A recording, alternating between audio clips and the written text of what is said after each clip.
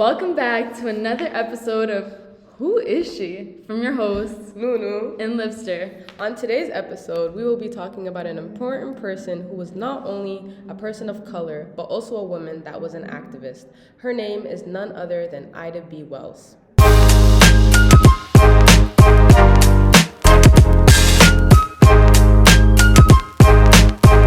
She was born in Holly Springs, Mississippi, and her education formed from her attendance at Rust University, which was a freedmen's school. She grew up in a very religious household and read the Bible over and over again on every Sunday. She was also born into slavery. Both her parents and infant brother passed in September of 1878 due to the yellow fever epidemic, and she was only 16, and during that time she was visiting her grandmother. Which is why she wasn't really able to get the disease which is why she wasn't able to suffer through it. And this is just some little background info to get you started on her timeline and story of her life. In 1882 and 1883, her aunt, Fanny Butler, which is also known as her father's sister, had told her to move to Memphis to start seeking a teaching position in order to be able to provide for her siblings after losing both of her parents. But then, her aunt later on offered to help for Ida's younger sisters, as Ida started pursuing her career in teaching, and also considering that she had to move to Memphis. I would also like to introduce the following crash course, which will dive a little bit deeper into this. Given her father's work, Wells grew up around black folks who were trying to build a better, more just society for her people. But after losing both of her parents and one of her siblings to yellow fever, she became the primary caregiver to her 5 brothers and sisters. Wells found herself taking care of her siblings while also working as a teacher and attending school at Rust College. During this time, she discovered her passion for writing. In 1882, Wells moved to Memphis, Tennessee, where her career as a journalist would begin. She became co-owner of a local newspaper where she wrote passionate editorials and conducted in-depth investigative work to shine a light on the widespread acts of lynchings in the South. Lynching, or killing by way of mob without a trial, became a common form of retribution in the South as a means of administering vigilante justice absent of due process. These acts of violence took many forms, perhaps most infamously hanging a person from a tree. These acts were designed to inspire fear and were used as an intimidation tactic against African Americans to assert social, political, and economic control. And unfortunately, Black Americans in the South had to live with the looming threat that such violence could happen to them or their family at any moment. It's important to remember also that this history wasn't that long ago. In May of 1884, Ida sued the Chesapeake and Ohio Railroad Company for discrimination. Quote, in May 1884, as Ida was on the way to her school in Woodstock, Tennessee, the conductor on the Chesapeake and Ohio Railroad told her she would have to ride in the smoking car, but she refused. Let's also mention the fact that she literally bit the conductor. She really did. She ate him up because she knows her place. She said, "You're not kicking me out. I'm gonna stand my ground Exactly. and watch what's gonna happen, because I got that 500. So what, you took it away from me, though?" Exactly. When the conductor and baggageman attempted to force her to ride in the other coach, she got off the train at the next stop, returned to Memphis, and sued the railroad. End quote. Keeping in mind that this incident occurred over a decade before Plessy versus Ferguson, a case in which the court held that state-mandated segregation laws did not violate the equal protection of the 14th Amendment, which states that, quote, no state shall make or enforce any law which shall abridge the privileges or immunities of citizens of the United States, nor shall any state deprive any person of life, liberty, or property without due process of law, nor deny to any person within its jurisdiction the equal protections of the laws. End quote. Implementing the separate but equal doctrine. In the fall of 1884, Ida B. Wells passed the qualifying examination and was assigned as a teacher in the Memphis City Schools for 7 years straight. She took advantage of every opportunity to improve her academic skills to help other Black people. 3 years later, in 1887, she began writing for a church paper and talked about the suit against the railroad and the results that happened. Her papers became a weekly article for the church, which led her to discover her journalism abilities. She was offered an interest in and the editorship of the newspaper called the Free Speech and Headlight in Memphis, and then became the co-owner of it after she invested her savings. She used the nickname Iola when writing against lynchings and the injustice happening towards Black people because she didn't want a target on her back. Because of becoming the co-owner and submitting her articles, it led to her dismissal as a teacher in 1891, and she lost her job because of critics she made of the conditions of Memphis schools. The following year, on March 9th of 1892, 3 young businessmen, one which was the store owner of a Black grocery store, along with his 2 other employees, were lynched. So these 3 men were Calvin McDowell, Thomas Moss, and Will Stewart. The reason they got lynched was because their business, called the People's Groceries, was doing overly well and succeeding, which then, obviously, white supremacists were like so angry, they were so jealous, and they were so unrest among the white community. So a group of white men, including the sheriff's deputy, went to the store to confront Calvin, Thomas, and Will, which led to an altercation that ended up with some white men being injured. As a result of this, all 3 of them, the workers and the owner of the grocery store, got arrested, and word broke out in the newspaper. A few days later, around 2:30 in the morning, a mob of 75 masked men broke into the jail where the owner and the employees were kept, and kidnapped all of them and took them to the edge of the town and lynched them. And that's crazy. What do you think about this? That's 75 for 3 people. That's too far. 75? 75 just because They want better than you? Exactly. Just because you can't have what they had because they were succeeding in their own thing. Jealous is very prominent here. Mm-hmm. And the crash course that we heard about a little earlier dives a little bit deeper again into the lynching aspect of it as well. And we're going to include another clip of it right here.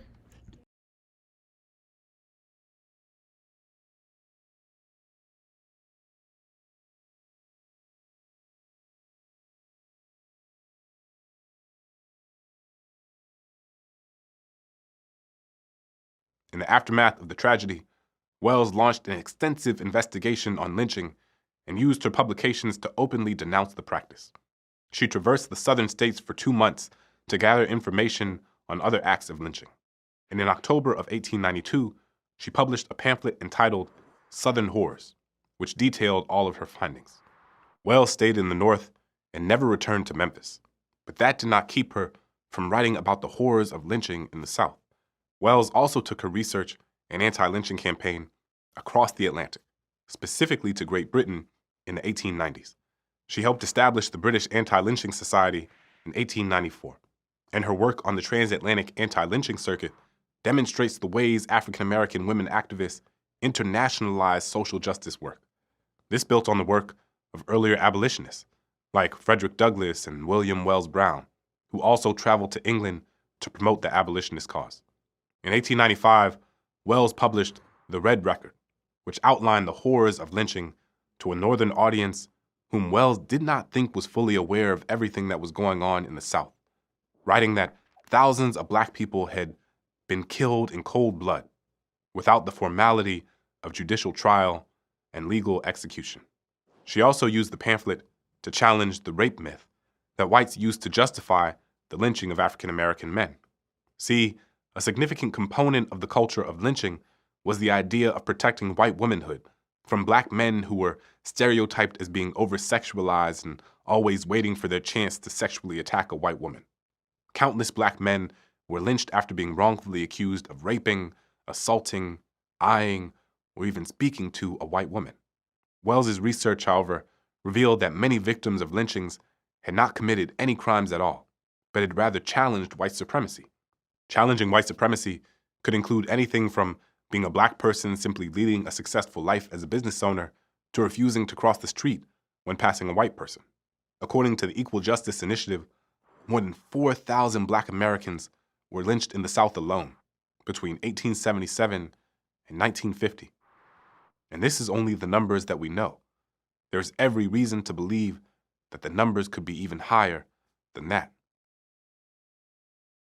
Co-owned called this free speech warned black people to start fleeing Memphis and go west. But if they weren't able to and had to stay, and she told them to not spend money and not ride in the streets. And in the newspaper she wrote, start quote, "A town which will neither protect our lives and property, nor give us a fair trial in the courts, but takes us out and murders us in cold blood when accused by white persons," end quote. And this is not the only thing that happened, because Ida herself then faced plenty of threats.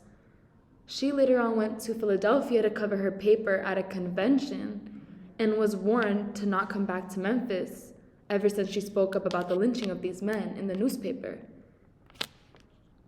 And the white newspaper wrote that if anyone's trying to publish the paper again, they would be punished.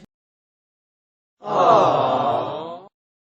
In the summer of 1892, specifically on May 27th, while she was away from home in Philadelphia, there was a mob that destroyed the Free Speech office, which destroyed and damaged all the newspaper's equipment. After the mob occurrence, there was a warning and a threat in the white newspaper that claimed that if anyone tried to publish papers again in the Free Speech, they would be punished with death. Once some of Wells' acquaintances saw this publication, they wrote to her with warnings that her home was being watched by men who are threatening to kill her once she returns, and she responded with, quote, "They had made me an exile and threatening my life for hinting at the truth. I felt that I owed it to myself and my race to tell the whole truth," end quote, which is her ultimate motivation for writing, her personal trauma with violent white supremacists. She began to write in the New York Age and continued her articles. Because of this, she was invited to speak out about her writing in England, Scotland, and Wales in April and May of 1893.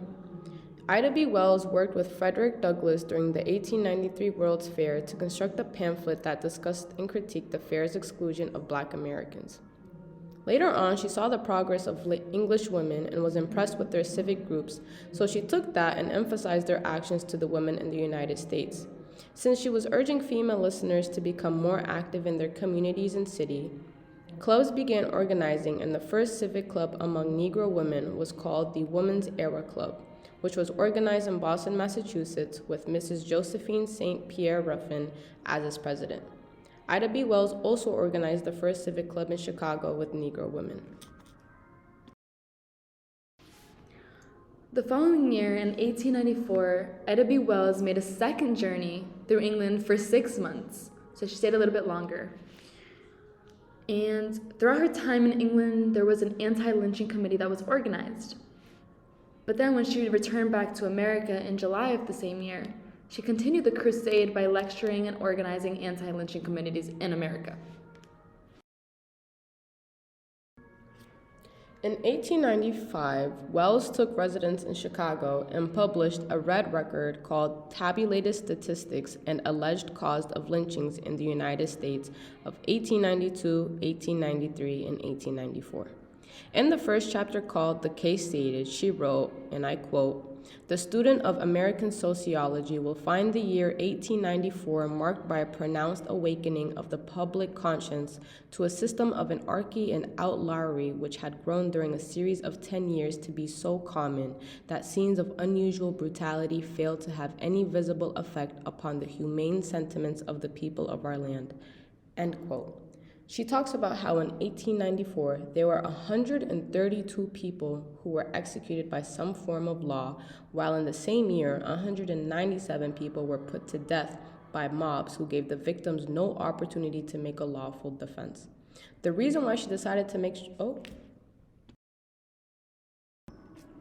Considering everything she experienced while living in Chicago, we're going to fast forward to the moment to when Ida B. Wells made a speech called the Speech on Lynch Law in America during January of 1900, which we'll be able to insert in just a second. Our country's national crime is lynching. It is not the creature of an hour, the sudden outburst of uncontrolled fury, or the unspeakable brutality of an insane mob.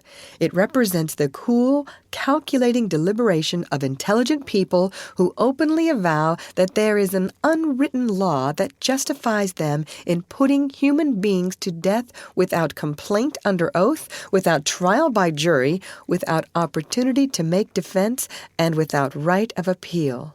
The unwritten law first found excuse with the rough, rugged, and determined man who left the civilized centers of eastern states to seek for quick returns in the gold fields of the far west.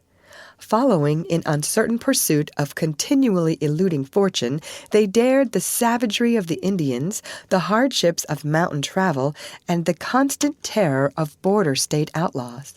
Naturally, they felt slight toleration for traitors in their own ranks. It was enough to fight the enemies from without. Woe to the foe within! Far removed from and entirely without protection of the courts of civilized life, these fortune-seekers made laws to meet their varying emergencies. The thief who stole a horse, the bully who jumped a claim, was a common enemy. If caught, he was promptly tried, and if found guilty, was hanged to the tree under which the court convened. Those were busy days of busy men. They had no time to give the prisoner a bill of exemption or stay of execution. The only way a man had to secure a stay of execution was to behave himself. Judge Lynch was original in methods but exceedingly effective in procedure. He made the charge, impaneled the jurors, and directed the execution. When the court adjourned, the prisoner was dead. Thus, lynch law held sway in the far west until civilization spread into the territories and the orderly processes of law took its place. The emergency no longer existing, lynching gradually disappeared from the West. But the spirit of mob procedure seemed to have fastened itself upon the lawless classes, and the grim process that at first was invoked to declare justice was made the excuse to wreak vengeance and cover crime. It next appeared in the South, where centuries of Anglo-Saxon civilization had made effective all the safeguards of court procedure. No emergency called for lynch law. It asserted its sway in defiance of law and in favor of anarchy. There it has flourished ever since, marking the 30 years of its existence with the inhumane butchery of more than 10,000 men, women, and children by shooting, drowning, hanging, and burning them alive. Not only this, but so potent is the force of example that the lynching mania has spread throughout the North and Middle West. It is now no uncommon thing to read of lynchings north of Mason and Dixon's line, and those most responsible for this fashion gleefully point to these instances and assert that the North is no better than the South.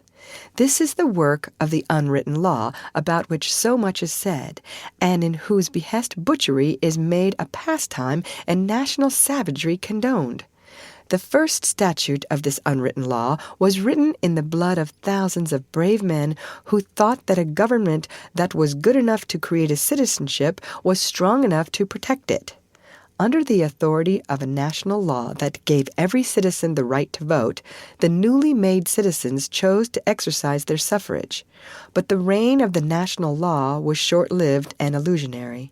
Hardly had the sentences dried upon the statute books before one Southern state after another raised the cry against Negro domination and proclaimed there was an unwritten law that justified any means to resist it.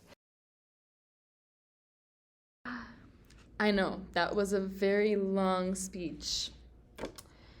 Very long, but she got her message across and it was super impactful. But in addition to that, I also wanted to add to the fact that she decided to make Chicago her home because she found a love interest in a man named Ferdinand Lee Barnett, who was the founder of the Conservator, which was the first Negro newspaper in Chicago. and they got married. And then the following year in 1896, Wells and Barnett's first child, Charles Akid, was born, and he was also named after one of the leaders of the anti-lynching crusade that partook in England. And then in 1897, Herman Kohlstadt was born, and then 1901, Ida B. Wells Jr. was born, and they had to move east of State Street, and they bought a home. And then 1904, Alfreda M. was born. And to mention, after the birth of her second son, Herman, Ida gave up the newspaper Free Speech and dedicated herself in time to the roles of a mother and homemaker. She didn't work outside of her home until her youngest, Charles, became 8 years old and could attend school alone. She and Barnett always emphasized education for their kids. When they moved, there was no violence, but there were so many signs and examples of hostility portrayed through dirty, disgusted looks every time they showed up near their neighbors, along with doors slamming after seeing them, and so on. As years passed and a decade passed, the number of African families moving into the same area continuously increased, so violence started up. Ida's boys and other boys in the neighborhood were commonly attacked by a gang on 31st Street. In one of the instances, they followed them home to Ida B. Wells' home. Ida stood her ground while also referencing what she would often quote during her anti-lynching crusade that asserts that if she has one life to give and if she must die by violence, she would take some persecutors with her. Hence this, she always kept a pistol in her home, daring anyone to cross her with any intention of harming her or her family. Then, later on June 1st of 1909, Ida B. Wells addressed a speech at the National Negro Conference called "Lynching Our National Crime" after another black man was brutally lynched, shot more than 500 times, and dragged throughout the streets of Illinois. And I'm going to read her speech, the first four excerpts of the speech. And it was also in New York City. So, quote, "The lynching record for a quarter of a century merits the thoughtful study of the American people. It presents three salient facts. First, lynching is color line murder. Second, crimes against women is the excuse, not the cause. Third, it is a national crime and requires a national remedy. Proof that lynching follows the color line is to be found in the statistics which have been kept for the past 25 years. During the few years preceding this period, and while frontier lynch law existed, the executions showed a majority of white victims. Later, however, as law courts and authorized judiciary extended into the far west, lynch law rapidly abated, and its white victims became few and far between. Just as the lynch law regime came to a close in the West, a new mob movement started in the South. This was wholly political. Its purpose was to suppress the colored vote by intimidation and murder. Thousands of assassins banded together under the name of Ku Klux Klans, Midnight Raiders, Knights of the Golden Circle, etc., spread a reign of terror by beating, shooting, and killing colored people by the thousands. In a few years, the purpose was accomplished and the black vote was suppressed, but mob murder continued. From 1882, in which year 52 were lynched, down to the present, lynching has been along the color line. Mob murder increased yearly until 1892. More than 200 victims were lynched, and statistics show that 3,284 men, women, and children have been put to death in this quarter of a century. During the last 10 years, from 1899 to 1908, inclusive, the number lynched was 1959. Of this number, 102 were white, while the colored victims numbered 857. No other nation, civilized or savage, burns its criminals. Only under the stars and stripes is a human holocaust possible. 28 human beings burned at stake, one of them a woman and two of them children, is the awful indictment against American civilization, the gruesome tribute which the nation pays to the color line. During the last 10 years, from 1899 to 1908, inclusive, the number lynched was 959. Of this number, 102 were white, while the colored victims numbered 857. No other nation, civilized or savage, burns its criminals. Only under the stars and stripes is a human holocaust possible. 28 human beings burned at stake.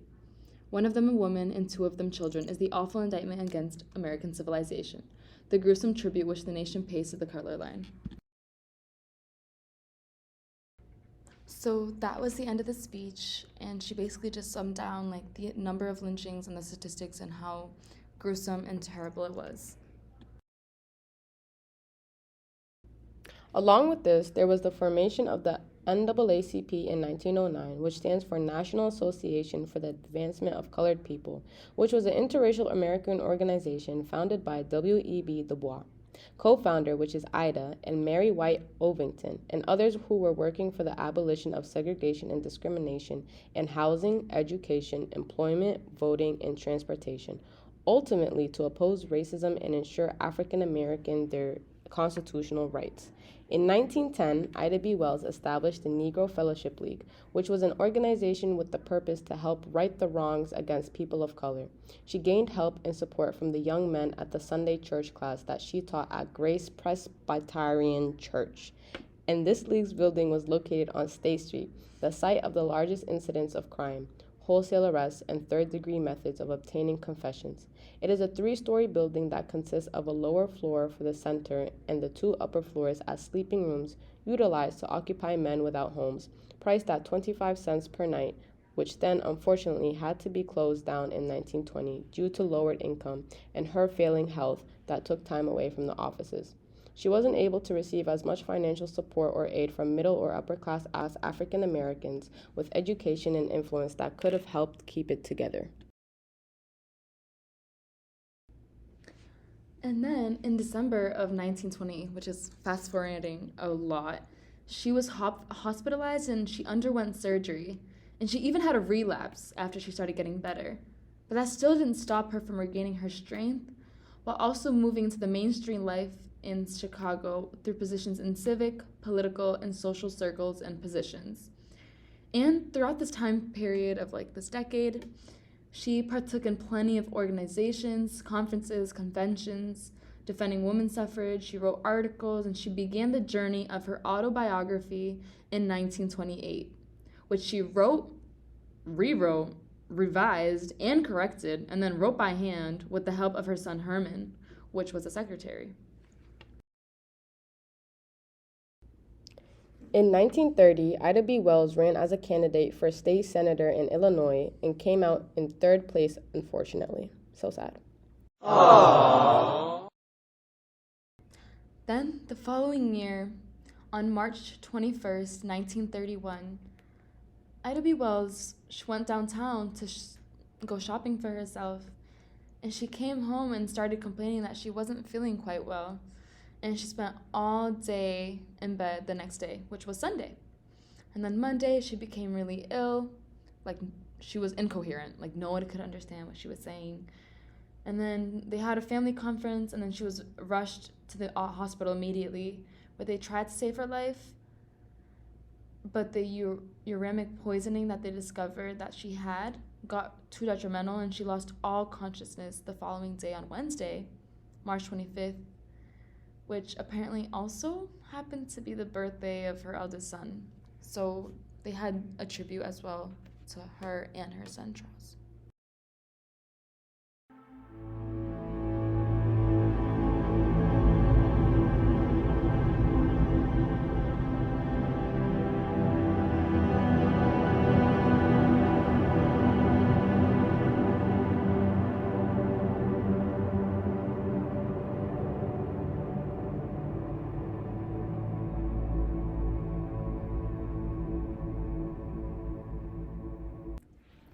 Ultimately, Ida B. Wells was more than a daughter and a mother. She was a woman who was very brave and risked her life multiple times to shed light on the systemic injustices that the Black people were facing during that time. She was well educated and seized any opportunity that came to her to make visible changes throughout her lifetime and for the future. Thank you for taking the time to lock in and listen to another episode of Who is She? And we hope that we fulfilled your knowledge about Ida B. Wells and her significance in the African American society. We've been your hosts, Lipster and Nunu. Look out for another episode coming, and peace out.